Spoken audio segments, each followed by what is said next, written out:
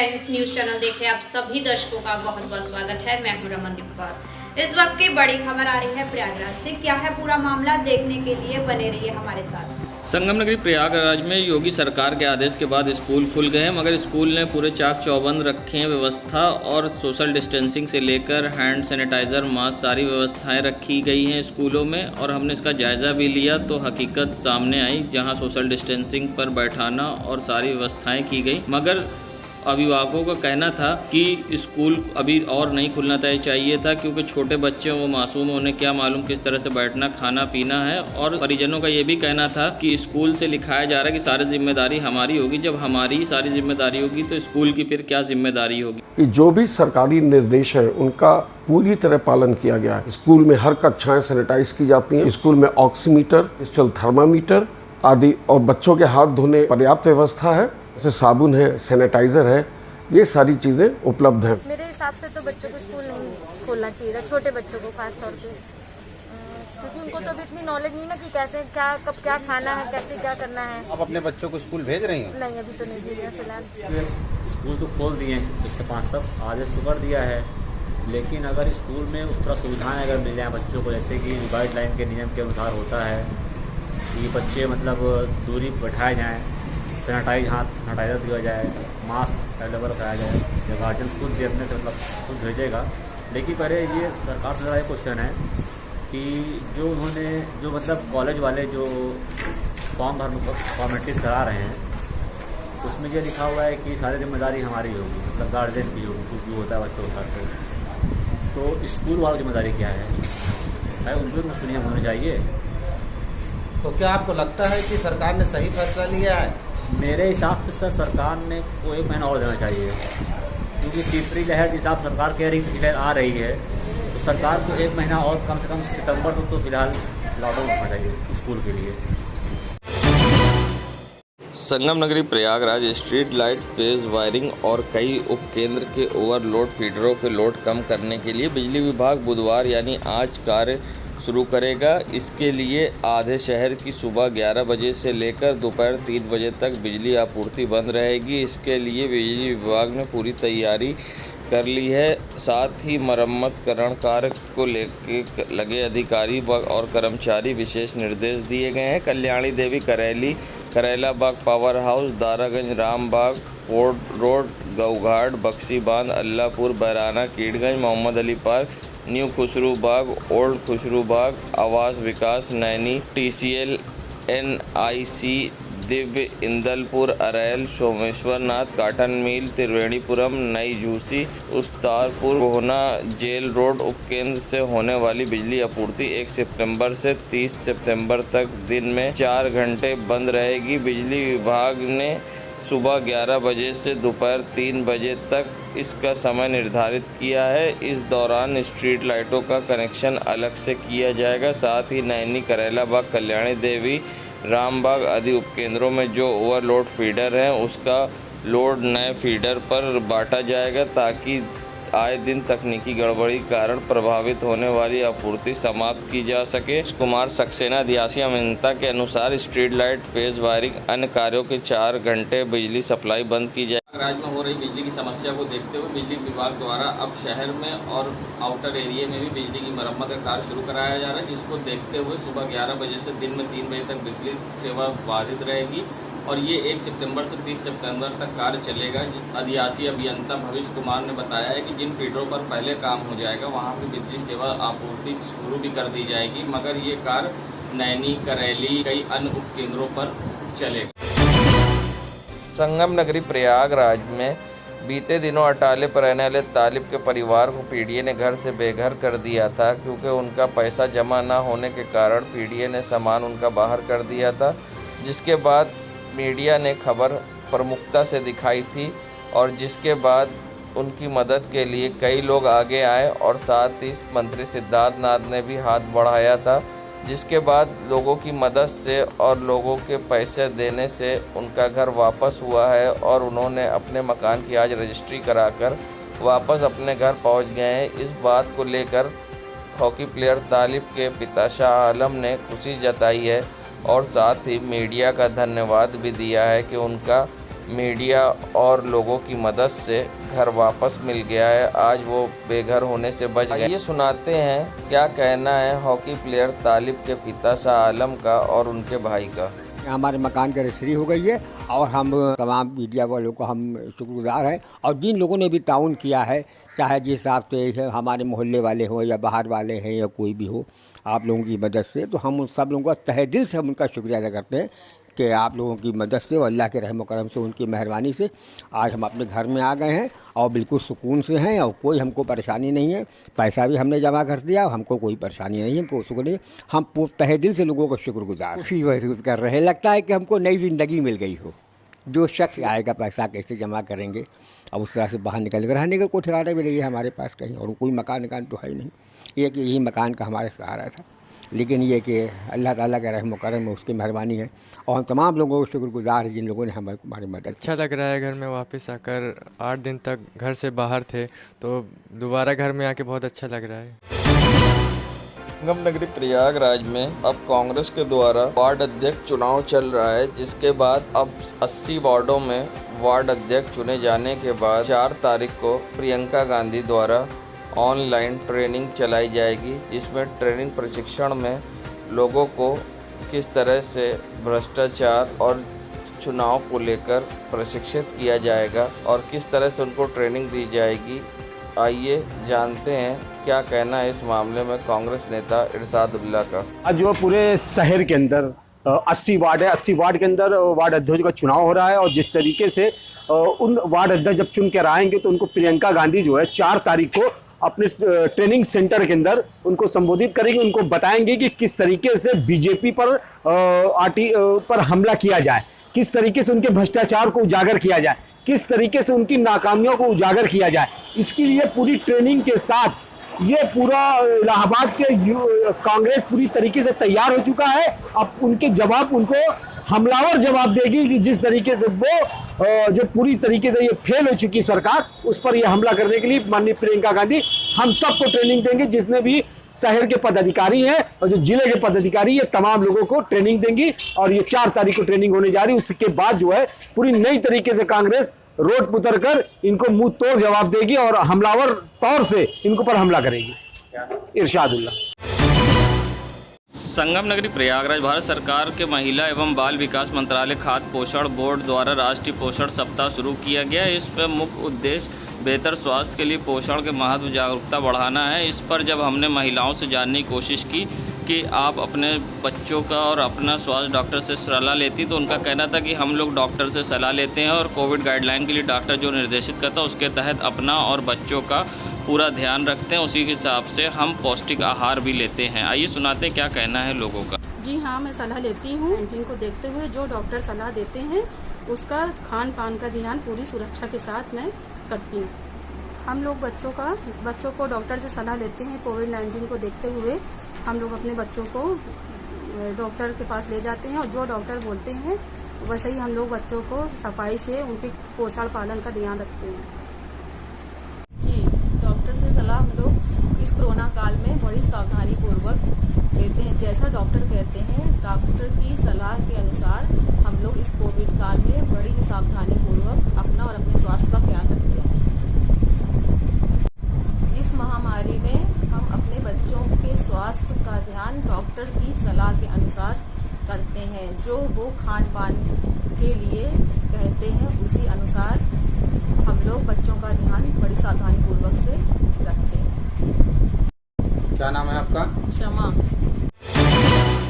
संगम नगरी प्रयागराज में crime branch और घूरपुर पुलिस की संयुक्त टीम ने अंतर्राज्यीय लूट की घटना को अंजाम देने वाले 3 लोगों को गिरफ्तार किया है। बीते दिनों घूरपुर थाना क्षेत्र के अंतर्गत कई ट्रक की लूट का मामला प्रकाश में आया था, जिसके बाद तत्काल घूरपुर पुलिस ने मामला दर्ज करके जांच में जुट गई थी, जिसके पीछे क्राइम ब्रांच को भी लगाया गया था। वहीं मुखबिर की सूचना पर घूरपुर पुलिस और क्राइम ब्रांच ने मुखबिर की सूचना पर अंतर्राज्यीय ट्रक लूटने वाले गिरोह के 3 अभियुक्तों को गिरफ्तार किया है, जिनकी निशानदेही पर 410 बोरी चावल, 12 चक्का ट्रक एक बरामद की है। बता दें इनमें 6 से 7 लोग का गिरोह है जिनका सरगना तौफीक है, जो हाईवे पर सुनसान जगहों पर ट्रक कार से पीछा करके ड्राइवर को तमंचा दिखाकर डराकर धमकाकर लूट लेते थे। वहीं इस गिरोह के 3 अभियुक्त इरफान, रंजीत, कौशल, सतीश को घूरपुर पुलिस ने गिरफ्तार कर लिया है। इनकर घूरपुर थाने में आपराधिक इतिहास भी है। विधिक कार्रवाई कर अब पुलिस इनको जेल भेज रही है। ये थाना घूरपुर में पिछले कुछ दिनों में 2 ट्रक लूट की वारदातें हुई थी, जिसमें तत्काल अभियोग पंजीकृत करके थाना घूरपुर पुलिस द्वारा एवं क्राइम ब्रांच की पुलिस द्वारा तफ्तीश की जा रही थी।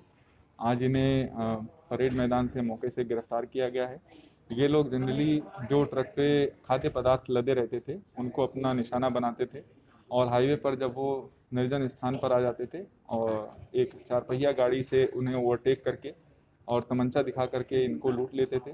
जो खाद्य पदार्थ था उन्हें अन्य जनपदों में बेच करके जो खाली ट्रक बसता था उसे एक अन्य दोनों अलग अलग गैंग को ये लोग बेच देते थे। इसमें आज हमें मौके से 3 लोगों को हमने गिरफ्तार किया है।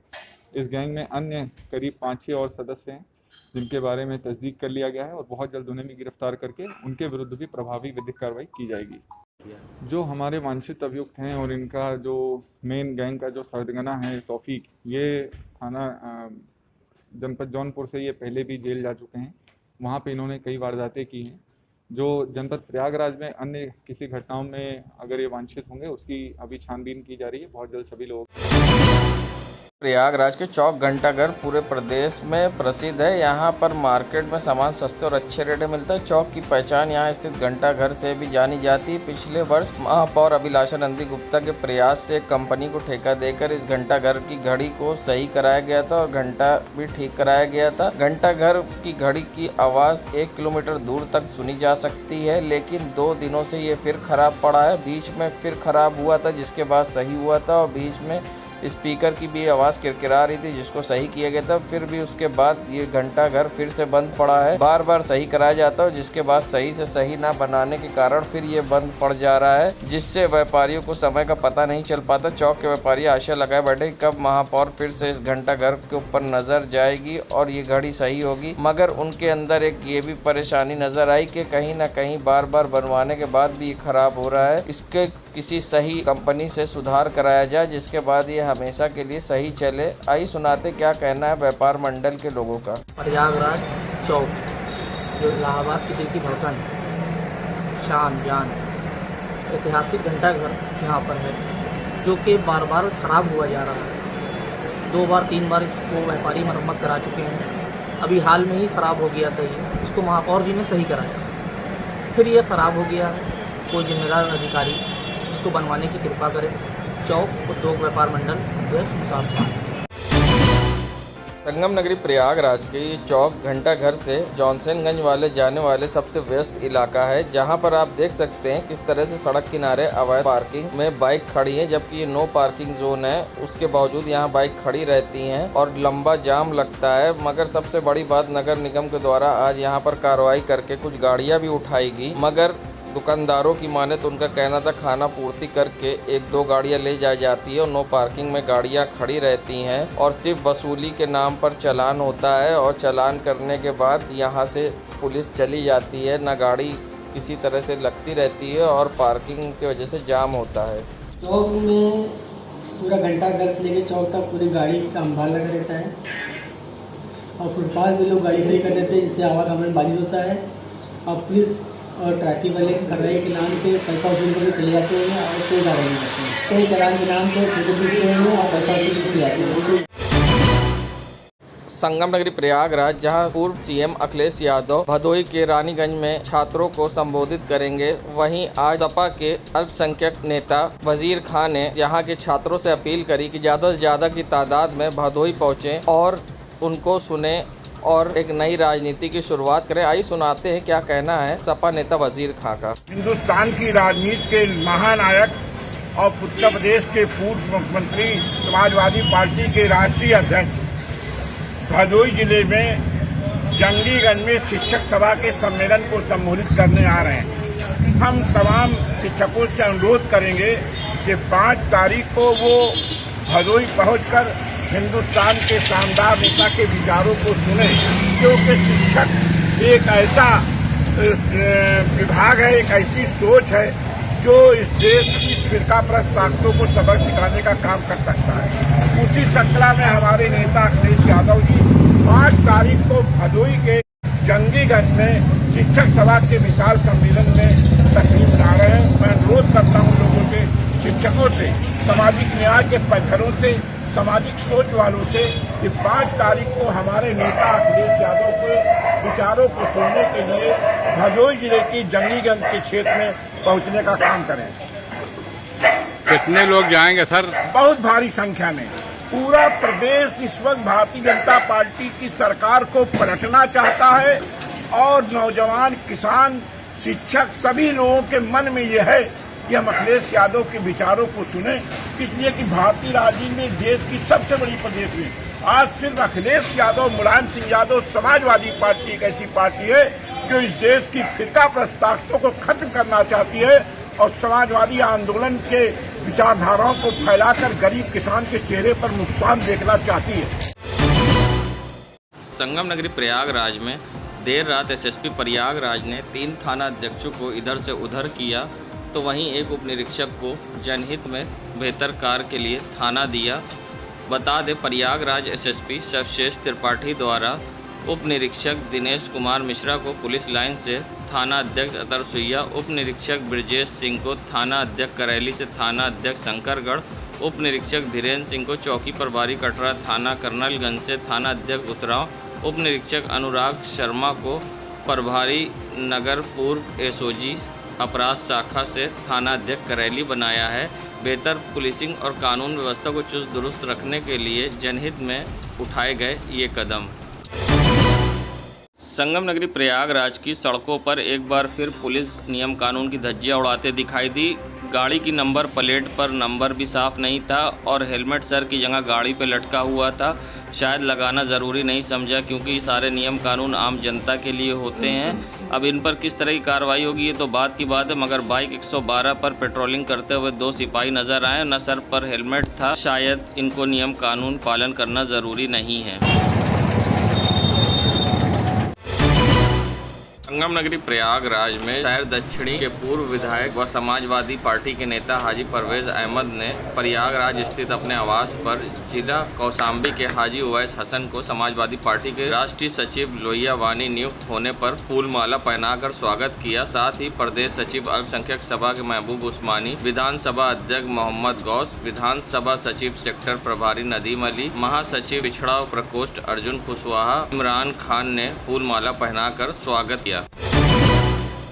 संगम नगरी प्रयागराज में दबंगों की किस कदर हौसले बुलंद हैं ये आप अपने स्क्रीन पर देख सकते हैं, जहां एक सीसीटीवी अब वायरल हुआ है जो कि मुट्ठीगंज थाने अंतर्गत जमुना क्रिश्चियन कॉलेज के सामने का बताया जा रहा है, जहां पर 2 पक्ष जमकर खुलेआम मारपीट कर रहे हैं, जिसका वीडियो सीसीटीवी में कैद हो गया है और अब सोशल मीडिया पर वायरल हो रहा है। मगर आप देख सकते हैं किस तरह से सड़क पर खुलेआम दबंगों की दबंगई और किस तरह से हो रही है लड़ाई, आप अपनी स्क्रीन पर देख सकते हैं खुलेआम किस तरह से मारपीट हो रही है।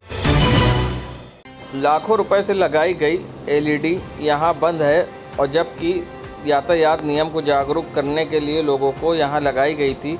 इससे पहले हमने दिखाया था कि जॉनसनगंज चौराहे पर भी इसी तरह से बंद है एलईडी और लाखों रुपए जनता के बर्बाद हो रहे हैं। सरकार इस पर ध्यान नहीं दे रही और आप देख सकते हैं बाई के बाग में भी अब एलईडी बंद है। यहाँ पर कोरोना और यातायात के लिए इसके द्वारा जागरूक करने के लिए कुंभ के दौरान लगाया गया था, मगर अब ये एलईडी सब धूल फाक रही हैं और यहाँ पर सिर्फ पैसों की बर्बादी हो रही, ना ही इस पर ज़िम्मेदारों का ध्यान है ना किसी का। चौराहे पर लगी ये एलईडी अब सिर्फ शोपीस बनी है, ना किसी काम की है, ना ही ये चल रही है। अब देखना ये है कि ये सही कराई जाती है या फिर इसी तरह धूल फाकती रहेगी और शोपीस बनी रहेगी। अमृत महोत्सव पर एनडीआरएफ द्वारा वृहद पौधारोपण के मुख्य अतिथि ADM city Ashok Kumar Kanaujia, SP city Dinesh Kumar Singh ने जवानों के पौधारोपण पर दिया पर्यावरण संरक्षण का संदेश। जवान देश की रक्षा के साथ आपदा के समय लोगों की रक्षा करते हैं। बाढ़ के विभीषिका से जूझ रहे जनपद प्रयागराज के लोगों की मदद करने में एनडीआरएफ के जवान ने महती भूमिका निभाई। एनडीआरएफ के जवान ने बुधवार को केपी इंटर कॉलेज प्रांगण में पौधारोपण करके लोगों को पर्यावरण संरक्षण के लिए प्रेरित किया। आज़ादी के अमृत महोत्सव के क्रम में आप जैसे जानते हैं कि पूरे यूपी में आज़ादी का अमृत महोत्सव मनाया जा रहा है। तो इसी अमृत महोत्सव के क्रम में आज NDRF द्वारा वृक्षारोपण का कार्यक्रम आयोजित किया गया था। मेरे और SPC द्वारा भी वृक्षारोपण में पार्टिसिपेट किया गया है और वृक्ष लगाया गया। सर यहाँ पे हम लोगों ने आज़ादी के अमृत महोत्सव के अंतर्गत ट्री प्लांट किया है और ऐसे हम प्रोग्राम पहले भी करते आए हैं और आगे भी करते रहेंगे। सर परिचय बता दें। मैं inspector Dinkar Tripathi 11th NDRF Varanasi से। देश दुनिया की खबरों के लिए world media times news channel को सब्सक्राइब करें।